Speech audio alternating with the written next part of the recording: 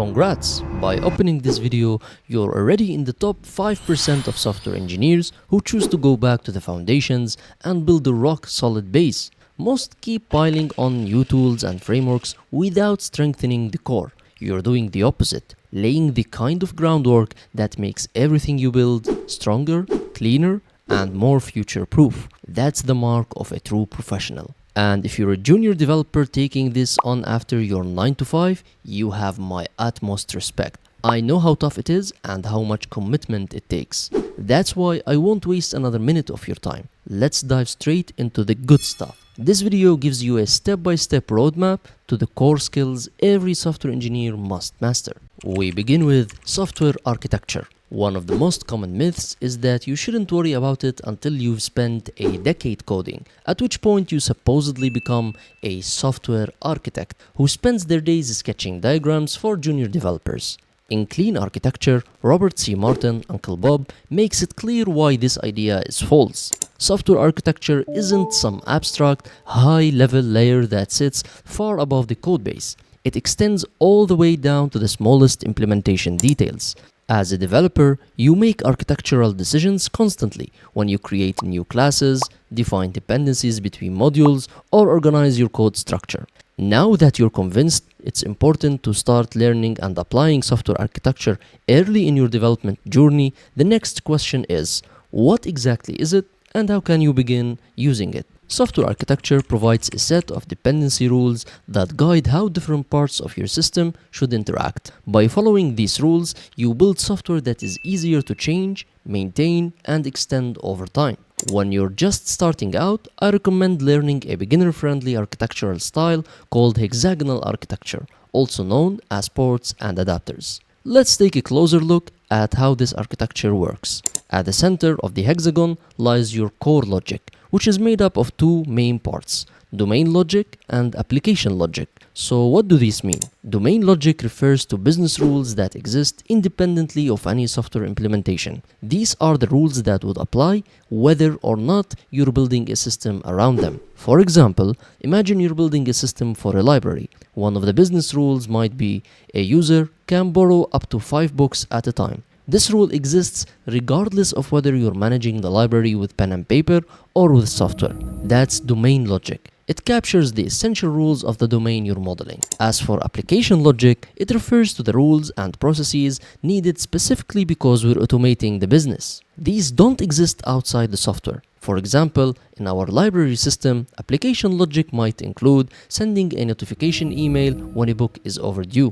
Outside the hexagon live the external details, such as controllers, messaging systems, and persistence mechanisms. These are known as adapters. For these adapters to interact with the core logic or for the core to communicate outward, they need defined connection points. These connection points are called ports, and they live inside the hexagon alongside the core logic. The key idea behind this architecture is flexibility. It allows you to add as many adapters as needed with minimal effort. More importantly, you can swap out adapters without touching the core logic at all. For example, you could switch your persistence adapter from MongoDB to Postgres, or change your interface from a REST API to a command line interface, and your core logic would remain completely unaffected.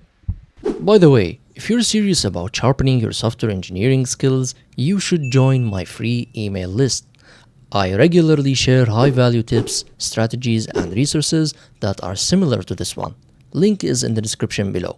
Now let's proceed. The second most important skill you need to develop is test-driven development, TDD. TDD is the practice of writing tests for your code before you write the actual implementation. While it may seem counterintuitive at first, it certainly did for me, once you learn to apply it correctly, the benefits are significant. Number one, you focus on the what before the how. Writing tests first shifts your thinking toward what the code should accomplish from a business perspective. This helps uncover edge cases early and encourages meaningful discussions with the business team before the feature is released. Number two, you naturally write testable code. When you write the code first, it's easy to end up with a tightly coupled or untestable logic. But when you start with the test, you're essentially designing your code to be testable from the outset. Number three, you achieve better design.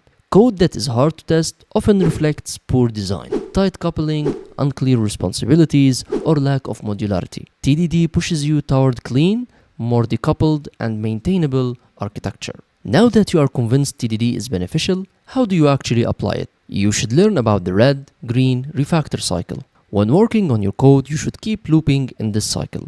So you start by writing a test for what you expect your code to do. You run it to make sure it fails. Then you write just enough code in the class under test to make it pass. Make sure to not get excited and implement the whole thing in your head. Implement only the part you need to make the test pass. Run the test again.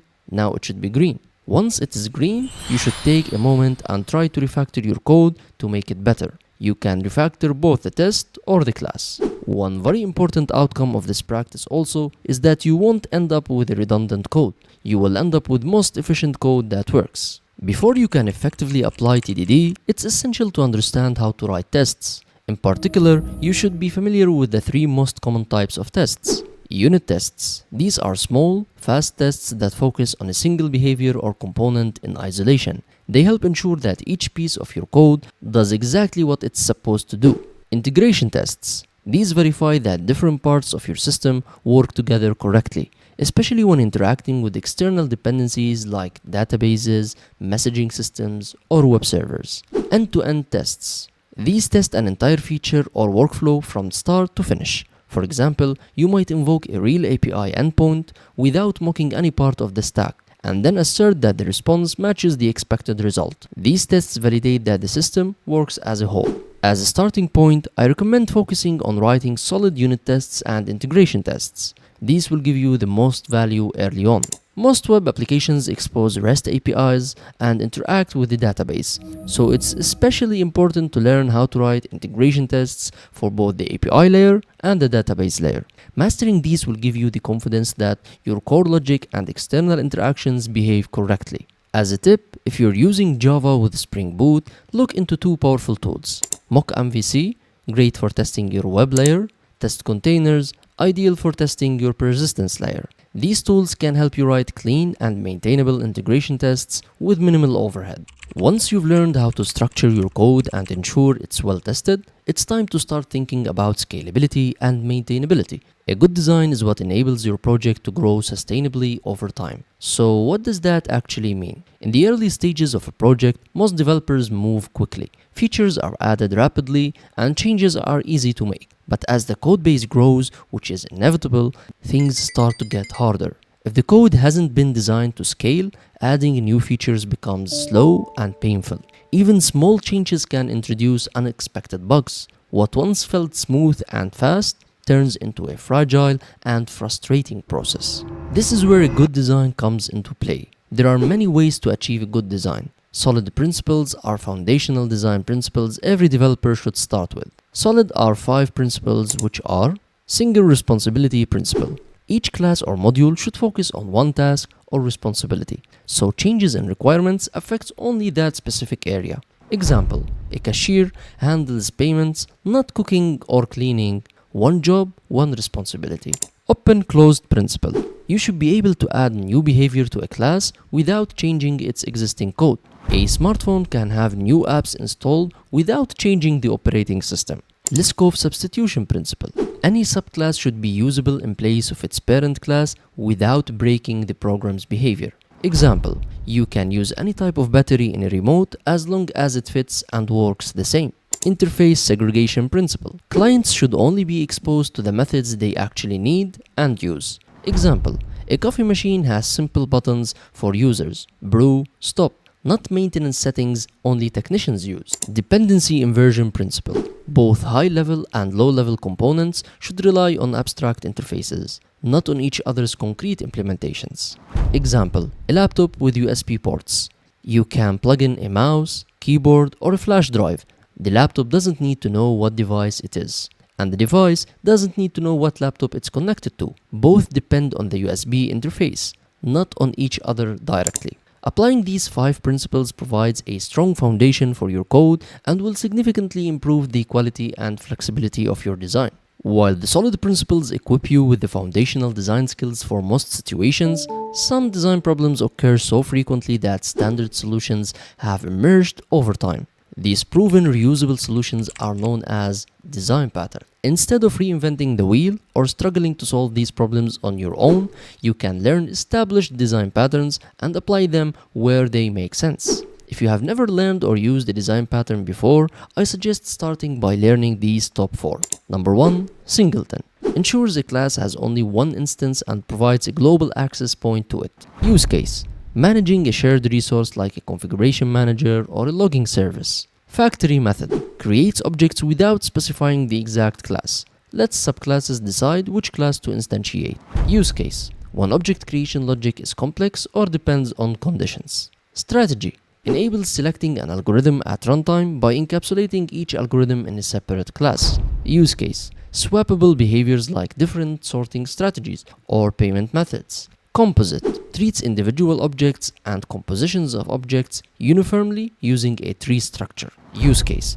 Representing hierarchies like file systems, UI components, or organizational charts. The final step is learning clean code principles. Simple tips and techniques that make your code easier to read, maintain, and improve. Your future self and your teammates will thank you. Here are the top 8 clean code principles you should start with. Number 1. Use meaningful names. Choose names that clearly describe the purpose of variables, methods, classes, interfaces, and modules. Clear naming reduces the need for comments and helps others understand your code quickly. Number 2. Functions should do one thing. Avoid large multipurpose functions. Instead, write small, focused functions. This makes your code easier to understand, test, and change. Number 3. Keep arguments minimal.